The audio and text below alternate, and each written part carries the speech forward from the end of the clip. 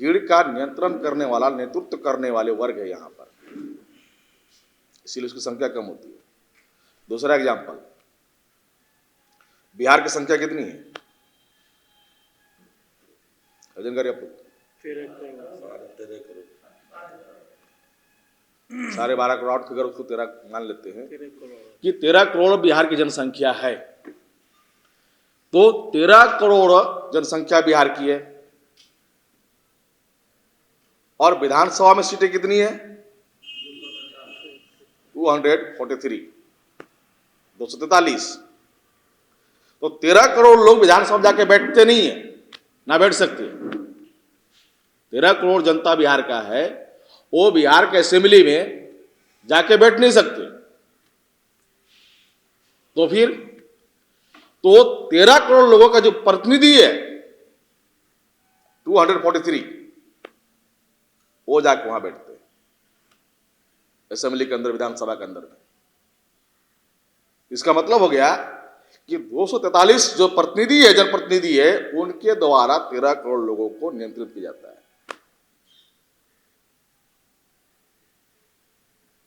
तीसरा एग्जाम्पल, भेड़ समझते आप लोग? तो भेड़ की संख्या 150 होती है, तो क्या उसको कंट्रोल करने वाला 100 लोग होते हैं? कितने लोग होते हैं? एक या दो होता है। एक आगे चलता है, एक पीछे रहता है, बीच में भेड़ रहता है। आगे इंसान, पीछे इंसान, बीच में भेड़ रहता है। 2 आदमी मिलकर के 100 भेड़ को कंट्रोल करता है। चौथा एग्जाम्पल, एक क्लास में 100 बच्चे होते हैं, तो क्या उस क्लास के 100 मास्टर होते हैं? कितने होते हैं? एक मास्टर होता है।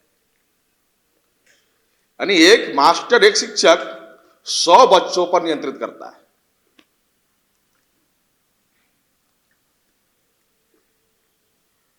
नेतृत्व क्यों करता है? क्योंकि नेतृत्वकारी वर्ग है वो।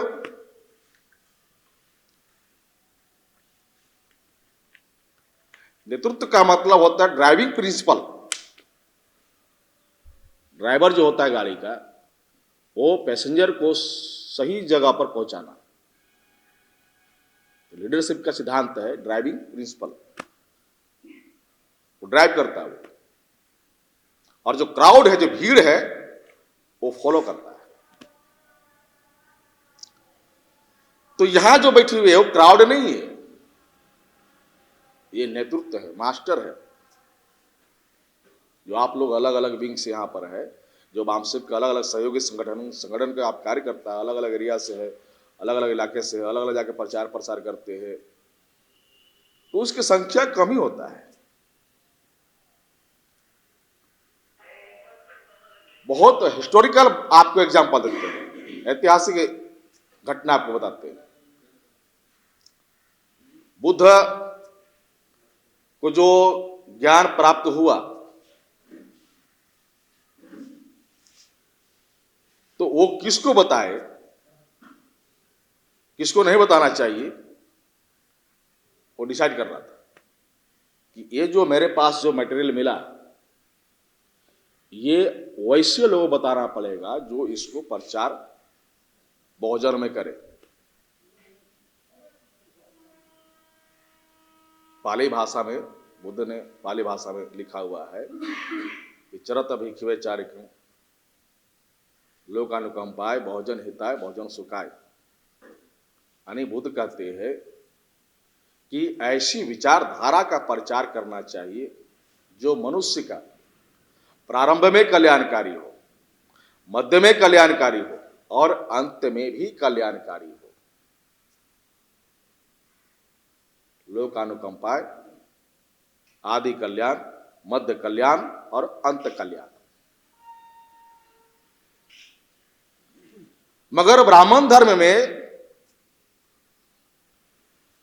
स्टार्टिंग पीरियड से, यानी जन्म से लेकर मरण तक ही संकट है ब्राह्मण व्यवस्था में। बुद्ध कहते हैं कि मनुष्य को प्रारंभ से कल्याणकारी होनी चाहिए, अंत तक। मगर ब्राह्मण धर्म कहता है कि मनुष्य जन्म से लेकर अंत तक वो संकट में ही है। अगर बच्चा जन्म लिया तो गर्भ में पैदा हो गया, अब ग्रह काटो उसको।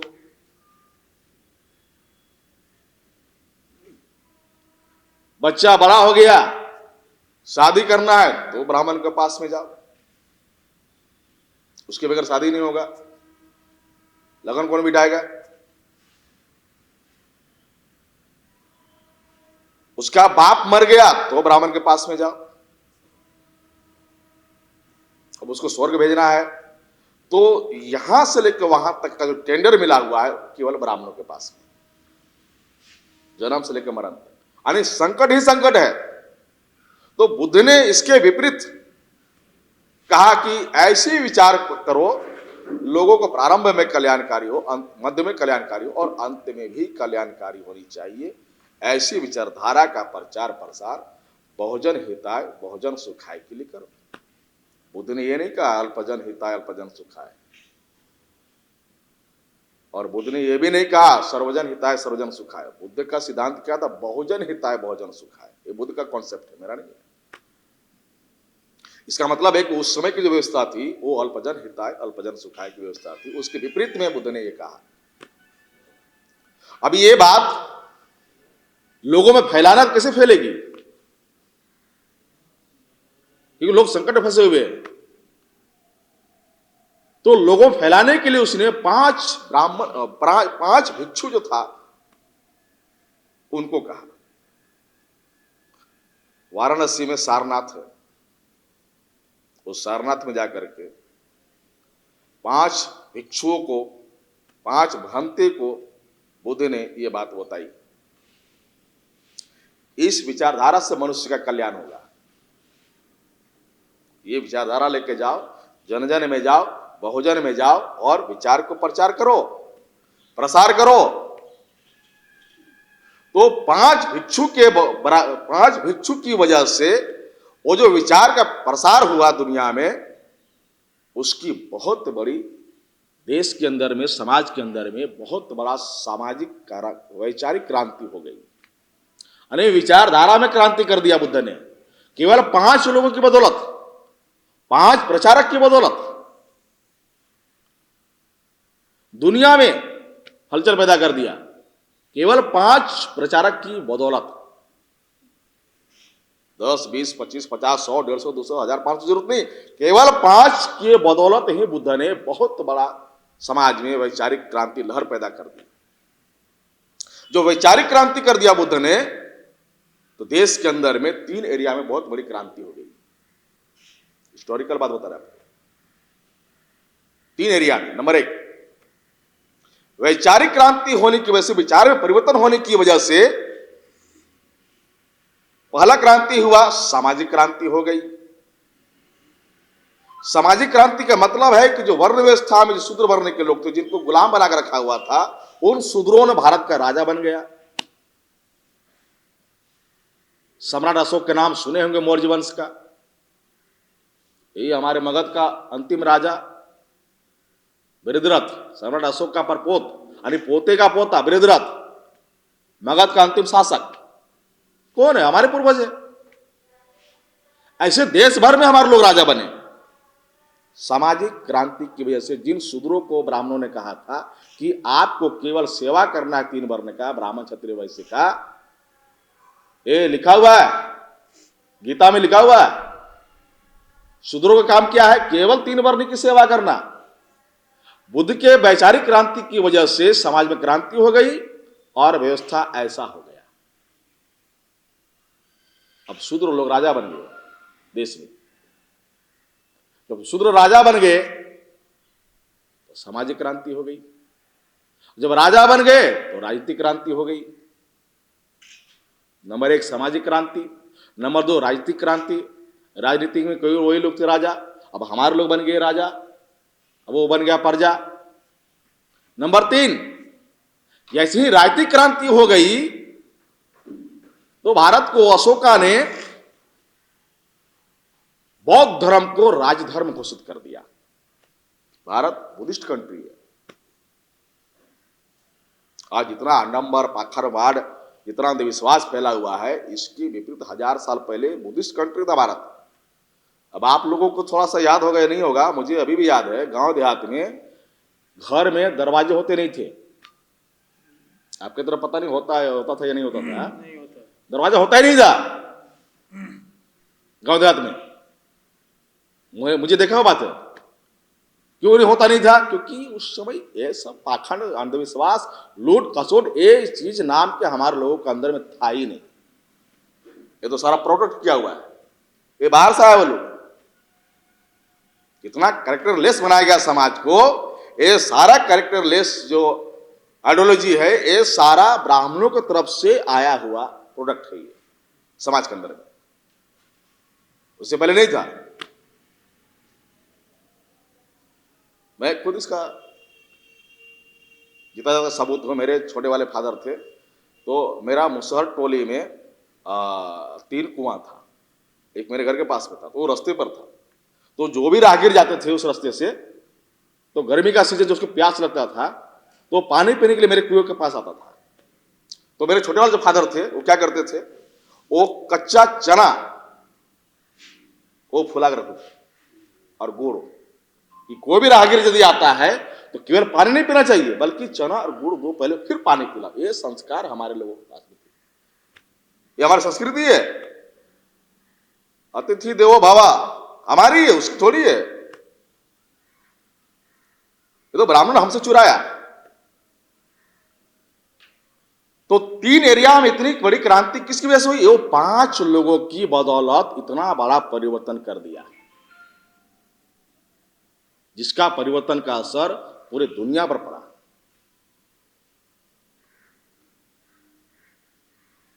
तभी दुनिया के लोगों ने हमारे देश को लोहा माना और कहा भारत सोने का चिड़िया है। आप लोग पढ़े हुए इतिहास में,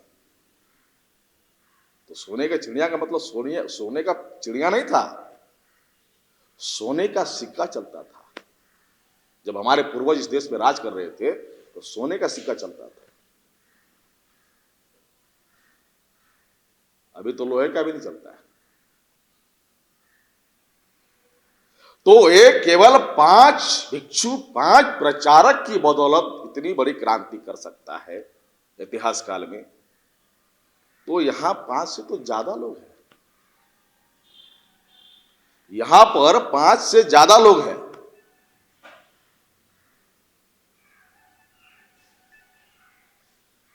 और इतना की जरूरत नहीं है। जो लड़ाई हम वर्तमान में लड़ रहे हैं, वो लड़ाई के लिए इतना जरूरत नहीं है लीडरशिप के लिए। एक आदमी, इस भीड़ में से एक आदमी अगर सिंगल, एक आदमी अगर अपने आप को कमिटमेंट कर ले, जिद कर ले, अपना जीवन का उद्देश्य निर्धारित कर ले, मकसद बना ले कि जिस प्रकार से 52 मेश्राम साहब राष्ट्रीय अध्यक्ष बामसेफ नई दिल्ली, जिस प्रकार से जिद किया 99 में कि मैं अपने बदौलत, मैं अपने बलबूते पर, मैं अपने दम पर, मैं अपने भरोसे पर, मैं अपने निष्ठा पर, मैं अपने ईमानदारी के ऊपर भरोसा करके, कोई करे अथवा ना करे, मैं अपने दम पर बामसेफ संगठन को भारत का 26 राज्यों में 550 जिलों में पहुंचा दूंगा। ये कमिटमेंट बामसेफ का नेशनल प्रेसिडेंट मेश्राम साहब ने 99 में किया कि कोई करे अथवा ना करे, मैं अपने दम पर बामसेफ संगठन को भारत का 26 राज्यों में 550 जिलों में 10 साल में टाइम बम प्रोग्राम बनाया, उन्होंने निर्धारित किया, और 10 साल में कि 26 राज्यों में 550 जिलों में पहुंचा दूंगा। तो उसमें मुझे याद है 99 में धनबाद में उनका कार्यक्रम था, उसमें मैं कॉलेज में था, उसमें मैं गया था उनके कार्यक्रम में। तो उस समय मेश्राम साहब वर्किंग डे में कार्यक्रम लेते थे, और जो सैटरडे संडे होता है वो किसी न किसी स्टेट लेवल का कार्यक्रम लेते थे। मगर वर्किंग डे में वो डिस्ट्रिक्ट कार्यक्रम लेते थे, डेली का कार्यक्रम। शाम को 5 बजे से लेकर रात्रि 10 बजे तक का कार्यक्रम चलता था वर्किंग डे के बाद, क्योंकि कर्मचारी को पायु छुट्टी जाती थी। तो वो पैकेट से 2 महीने का रेलवे का टिकट निकालते थे, 2 महीने का रेलवे का टिकट, रिजर्व टिकट,